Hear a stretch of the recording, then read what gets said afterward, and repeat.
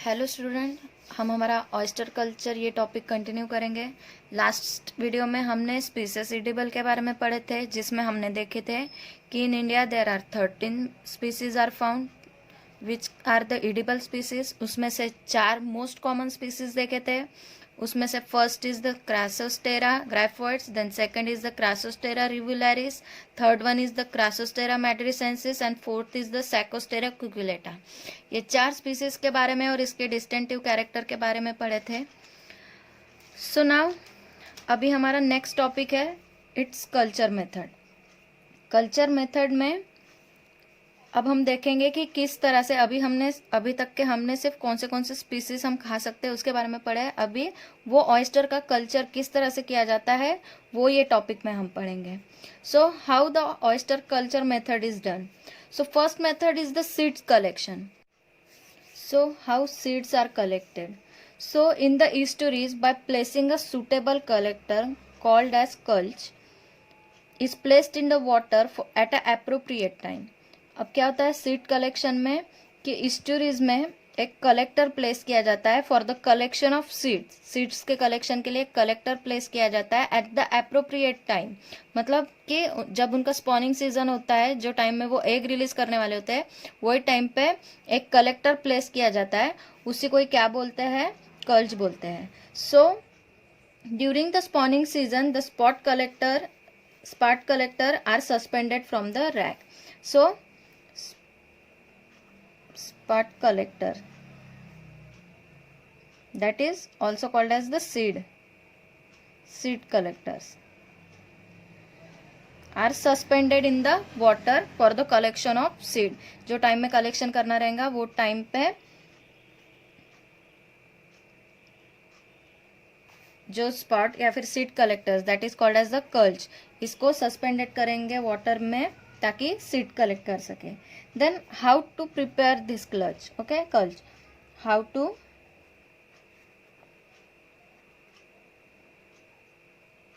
Prepare a cultch. अब cultch को कैसे प्रिपेयर करते हैं? So the cultch can be prepare by the broken shell of the oyster. The culch is prepared by the broken shell of oyster. oyster के जो broken shells होते हैं उससे कल्च प्रिपेयर किया जाता है। सो कैसे प्रिपेयर किया जाता है?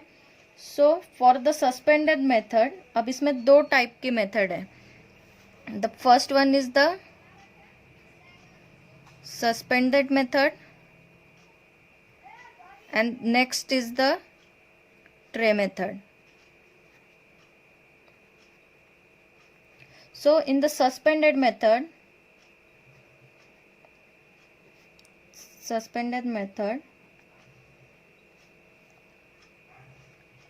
ये मेथड में क्या होता है कि जो कल्च जो यूज करते हैं वो ज्यादातर जो शेल होता है, जो ऑयस्टर का शेल होता है, उसी से ही उसका कल्च प्रिपेयर करते हैं। So the oyster cultch is made of oyster shell have been found to be ideal. So the empty oyster shell are clean.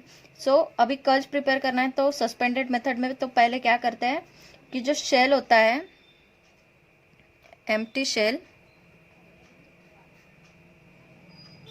Empty oyster का जो शेल होता है उसको पहले क्या करते हैं? क्लीन करते हैं। क्लीन करने के बाद उसमें क्या करते हैं? स्मॉल होल्स बनाते हैं। The small holes are made which is of 3 millimetre and then वो होल में से नायलॉन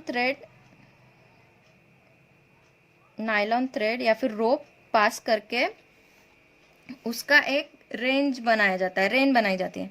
सो सपोज ये ऑयस्टर है, ऑयस्टर का शेल है, इसमें से यहाँ से होल करके यहाँ से रोप पास करके इस तरह से उसका कल्च प्रिपेयर किया जाता है।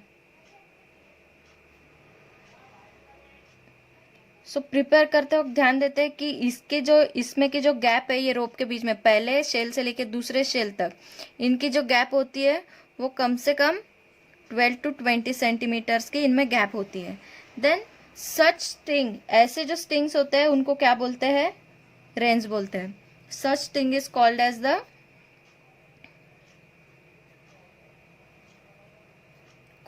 The rens. ऐसे स्टिंग को क्या बोलते हैं?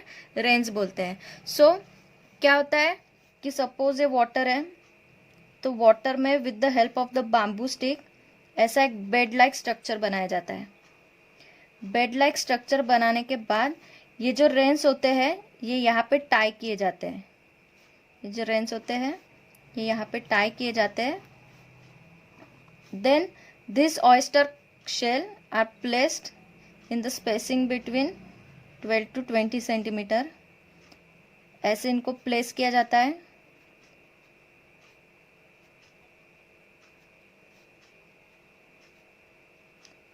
सो this all ropes are suspended in a water. ये कैसे है? वाटर के ऊपर सस्पेंडेड है, इसलिए इसको क्या बोलते हैं? सस्पेंडेड मेथड बोलते हैं. ये जो मेथड है इसमें क्या हो रहा है कि ऑयस्टर जो है वो वाटर के ऊपर, ऑयस्टर कल्चर जो कर रहे हैं वो वाटर के ऊपर कर रहे हैं by suspending it. So that's why it is called as the suspended method.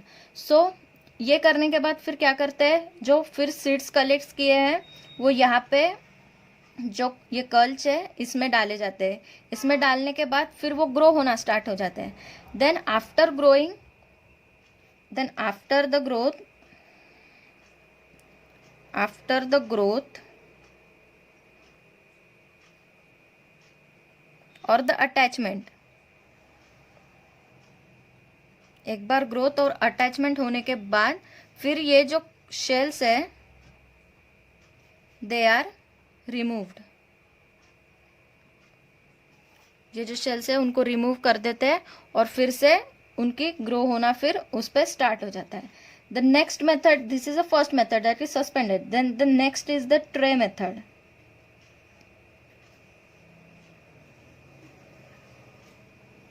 अब ये ट्रे मेथड में क्या होता है कि एक एम्प्टी शेल्स लेते हैं और a lime coated tiles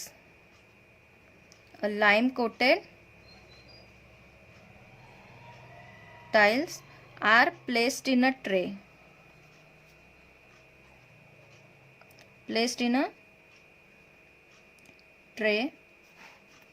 Then the eggs are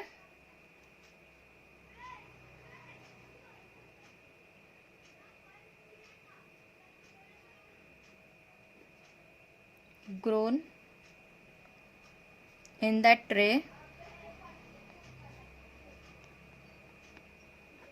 अब ट्रे मेथड में क्या करते हैं कि डायरेक्ट एक वुडन ट्रे कलेक्ट करके उसमें एम्प्टी शेल्स डाल देते हैं या फिर लाइम कोटेड टाइल्स डाल देते हैं. क्या करते हैं? एक एम्प्टी शेल डाल देते हैं या फिर लाइम कोटेड टाइल्स डाल देते हैं. वो डालने के बाद उस पर क्या करते हैं? एग्स डाल देते हैं.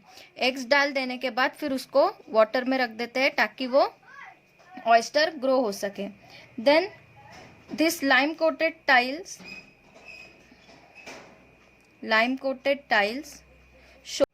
so this lime coated tile shows the best result. ये बेस्ट रिजल्ट इस पे देखे जाते हैं एम्प्टी शेल से ज्यादा. सो एक ही बार में कम से कम 120 लार्वेज are collected from this lime coated style. Then the next is the next in this culture method is the selection of site. अब सबसे इम्पोर्टेंट ये सिलेक्शन ऑफ साइट है क्योंकि इसी के ऊपर पूरा कल्चर डिपेंड है. जो साइट फार्म के लिए हम लोग सिलेक्ट कर रहे हैं उसके टेम्परेचर से लेके उसके पीएच तक ये हमें मेंटेन रखना पड़ेगा तो ही ऑयस्टर कल्चर बराबर से हो पाएगा. अगर उनका टेम्परेचर से लेके हमने सैलिनिटी तक या फिर डेप्थ टेम्परेचर हमने ये बराबर से मेंटेन नहीं रखा तो जो कल्चर है वो हमें बेस्ट रिजल्ट नहीं देगा. So that's why the selection of farm site is most important. So for the selection site several factors are to be considered. So the first one is the salinity. So it should be from 10 to 38 ppm. The salinity of the water should be 10 to 38 ppm. Then next is the depth. Depth should be from 1.5 to 4 meters. 1.5 to 4 meters. Then third is the temperature. The temperature should be from 23 degree to 34 degree Celsius. Then next is fourth, that is the dissolved oxygen, DO. So the DO should be 3 to 5 mg per liter. Dissolved oxygen should be 3 to 5 mg per liter. Then fifth one is the pH. So the pH of water should be 6.5 to 8.5. pH of water should be 6.5 to 8.5. And the most important factor, the water should be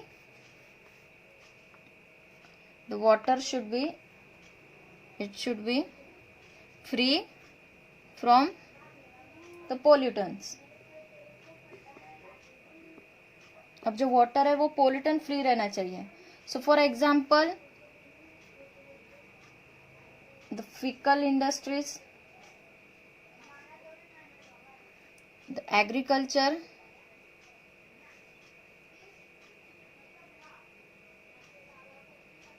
and the sewage. In pollutant से वो water कैसा होना चाहिए, free रहना चाहिए. सो इतने सब जो कैरेक्टर्स है वो फार्म साइड के होने चाहिए. So the next is strong wave से प्रोटेक्टेड रहनी चाहिए. जहाँ पे स्ट्रॉन्ग वेव्स आती है ऐसे एरिया हमको सिलेक्ट नहीं करना है. Then from the intertidal region to the area extended up to the 5 metre depth can be consider for the adopting suitable culture method. अब जो इंट्राट्राइड्रियल एरिया है यानी कि जो seashore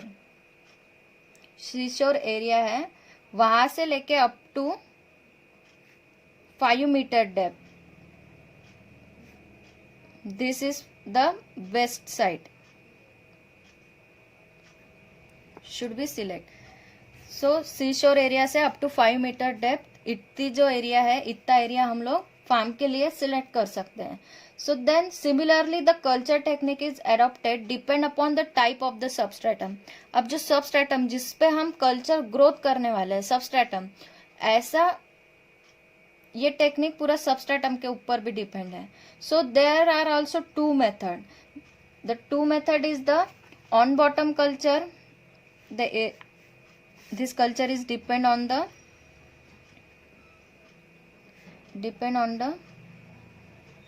substratum. so there are two method. first one is the on bottom culture,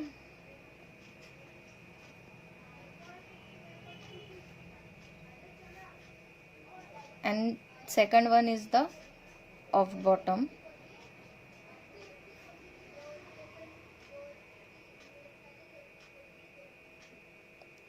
culture. So ये दो method depend है substratum पे. तो first one is the on bottom culture and second is the off bottom culture. So on the off bottom method is the substrate specific while it is a substrate specific, and this has a little to do with the natural substratum. जो of bottom करेंगे उसके लिए हमें थोड़ा सा artificially थोड़ा इसके natural तरीके से ये जो है ये सबस्ट्रेट स्पेसिफिक है, ऑन बॉटम कल्चर है, और जो ऑफ बॉटम कल्चर है ये थोड़ा आर्टिफिशियल है. जो इसका नेचुरल सबस्ट्रेट है उसको हमें थोड़ा डेवलप करना पड़ेगा, a little to do with this. So the first is the, अभी हम इनके वन बाय वन ये दोनों मेथड देखेंगे. तो first is the on bottom culture.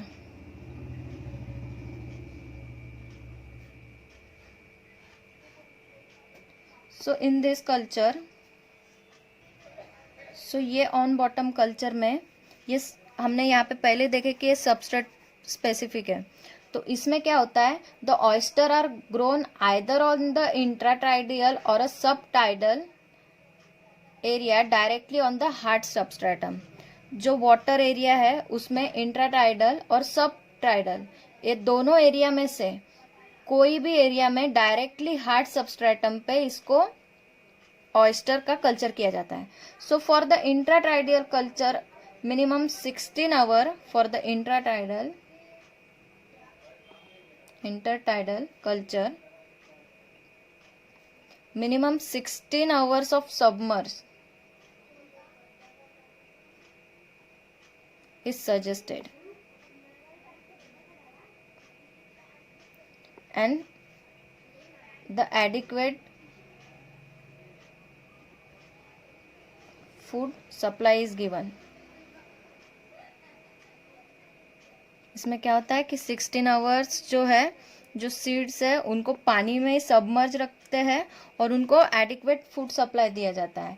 So the oyster seed attaches to the collector are placed on the bottom and allowed to grow for the market side. Directly क्या करते हैं कि पानी में एक ट्रे में लेके उसमें सीड्स रख के, उसमें सीड्स कलेक्ट करके डायरेक्टली उनको पानी में रख देते हैं.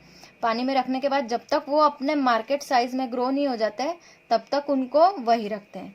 सो इसमें एक डिसएडवांटेज है, that is from the प्रेडिएटर्स.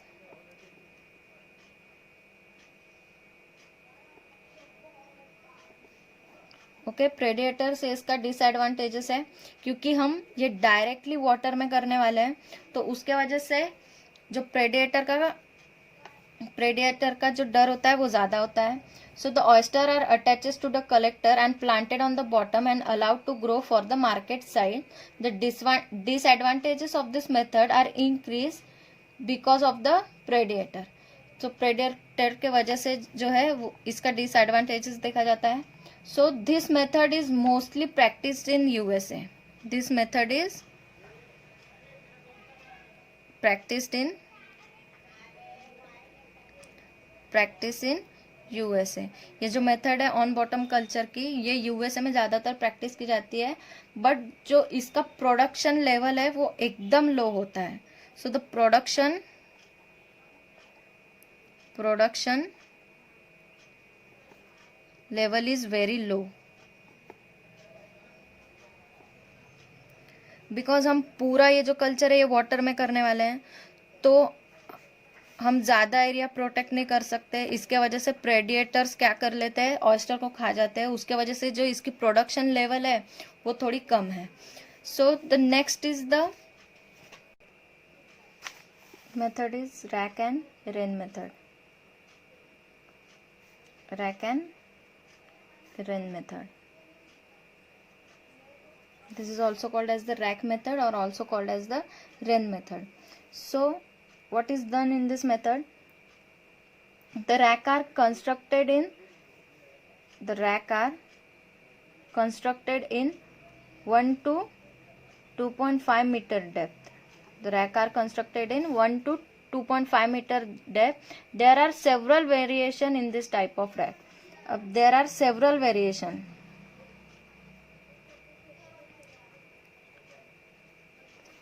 The single beam rack construct of a beam placed are secured to the top of the post driving into the bottom. A series of a single beam are placed in the row. The cross beam rack is constructed by placing a crossbar on the top of a single post and the two long beams are secured on the end of a cross beam. In this form, the shell string are suspended from the rack. So इसमें क्या होता है कि single beam, जैसे कि suppose ऐसे एक bamboo place कर देते हैं.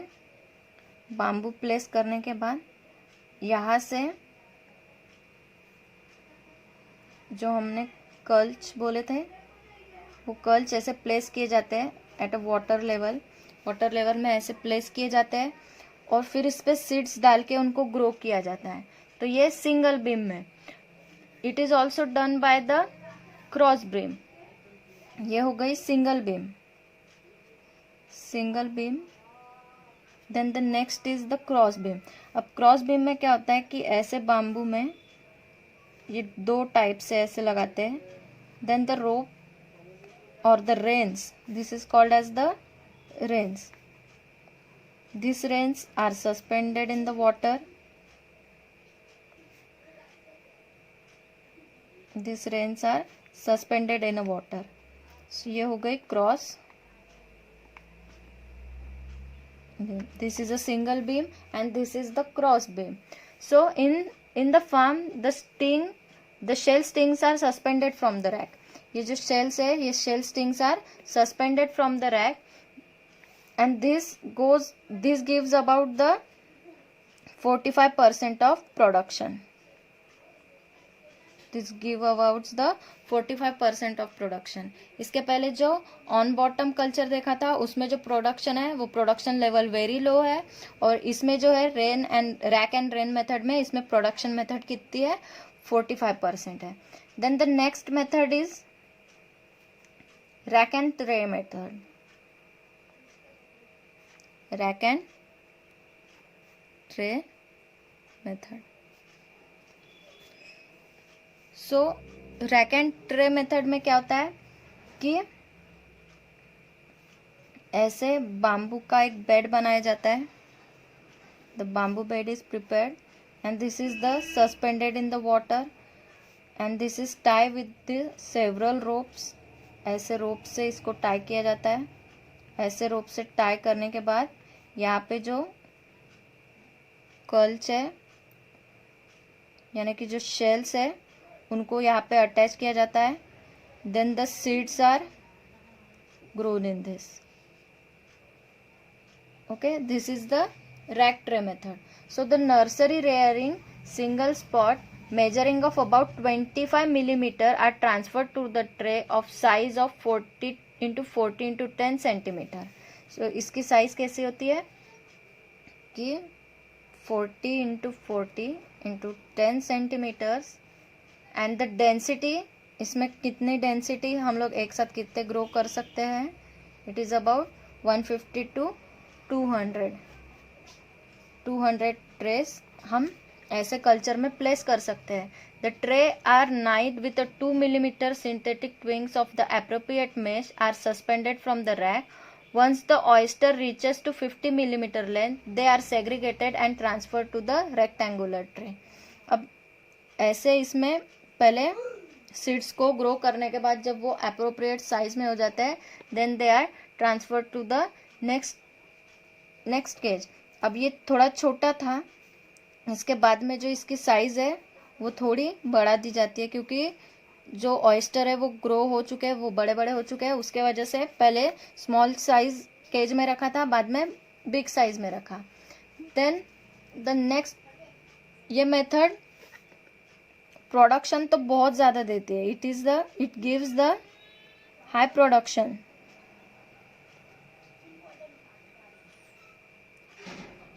But the cost is very high.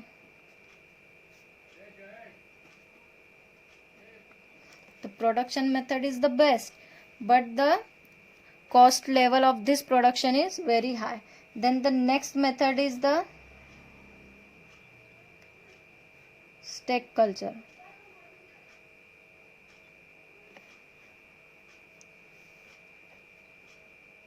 In this method, the stack is divided into the substratum, and on the top end of one nail and the other side the two nails are fixed.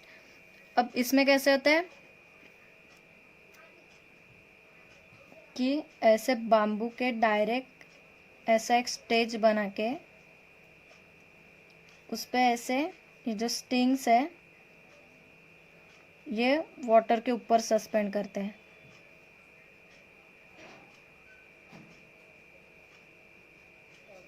This is the stock culture. फिर इसमें seeds डाल के जब तक oyster grow नहीं होते तब तक उनको कल्चर किया जाता है. So a nail hold is position a shell with a spot attach. अब यहाँ पे शेल में इसके जो सीड्स है उनको अटैच कर दिया जाता है. The stakes are place 60 centimetre apart. This place the 60 centimetre apart. In this method, the nursery rearing of seed is carried on the same stick. अब ये जो है ये सेम स्टिक में एक ही इसमें यहाँ पे बहुत सारे स्टिंग अटैच करके उसको कल्चर किया जाता है। सो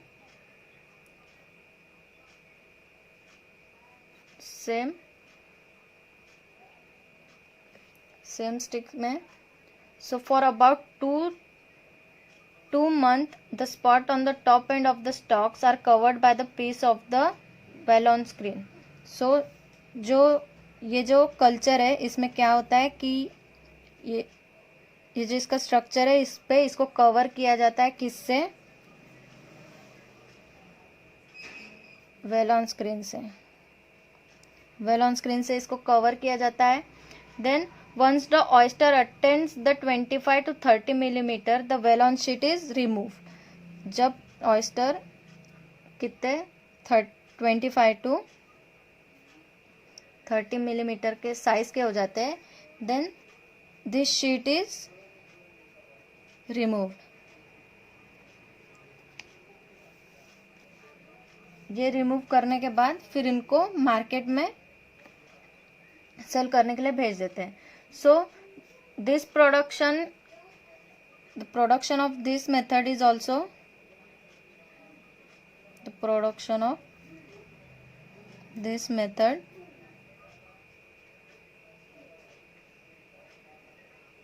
is also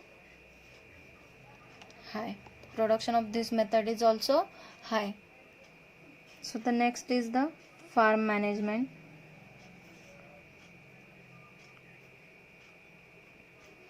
So in farm management the periodic checking should be done.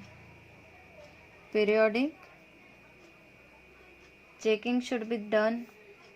The main point to be checked are replacing of broken farm structure and resuspended the loosened reins when touched the estuary's bottom. अब इसमें क्या होता है कि periodically तो check करना पड़ेगा और जो ब्रोकन शेल्स जो होते हैं या फिर जो डैमेज हो गए हैं ब्रोकन फार्म स्ट्रक्चर, इसको चेक करेंगे और क्या करेंगे? रिमूव कर देंगे।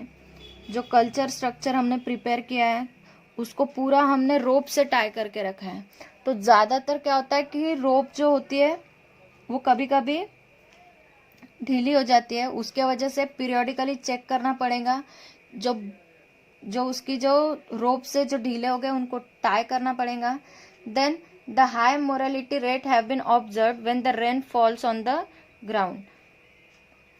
So जब वो बॉटम लेवल पे एकदम से ज़्यादा when touches to bottom level,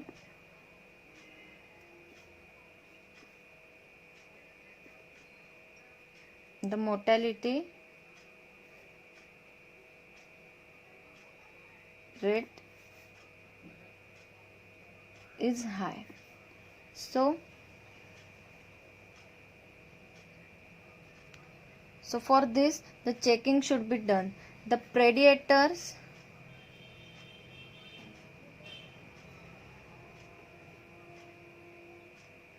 and fowlers is also a big problem. This is also a big problem, such as oyster,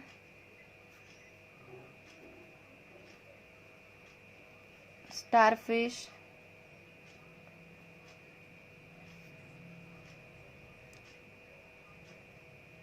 and the polychaetes and gastropod.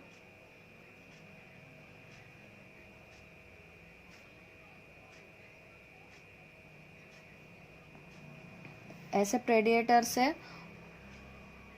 उनको बचाना पड़ेगा। एंड देन द फाउलर्स, ये तो हो गए प्रेडिएटर्स, और Fowler's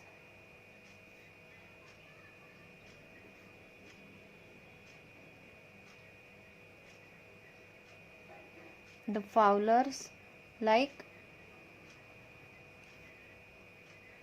settles on the wooden structure.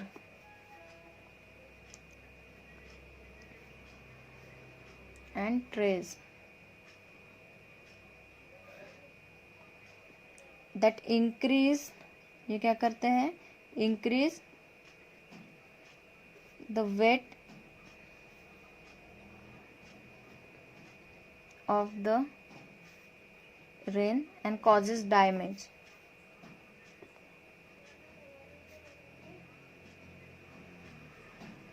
तो प्रेडिएटर्स और फाउलर से उनको प्रोटेक्ट करना पड़ेगा, जैसे कि ऑयस्टर, स्टारफिश, पॉलीचिटेट्स एंड गैस्ट्रोपोड्स से। और फाउलर्स लाइक कि जैसे कि हम पूरा इनका स्ट्रक्चर है वो वुडन इस पे बनाने वाले हैं। सो वुडन इस पे क्या होता है कि लकड़ी ज़्यादातर पानी में रहने की वजह से सड़ जाती है। तो सड़ने के बाद क्या होता है कि जो ट्रेज होते हैं उनका वेट इंक्रीज हो जाता है and that causes the damage to that string और रेंस। ऐसे स्ट्रिंग के ऊपर और रेंस के ऊपर उनका वेट गिरने की वजह से ये this is the big problem in the oyster culture. Then the harvesting of oyster.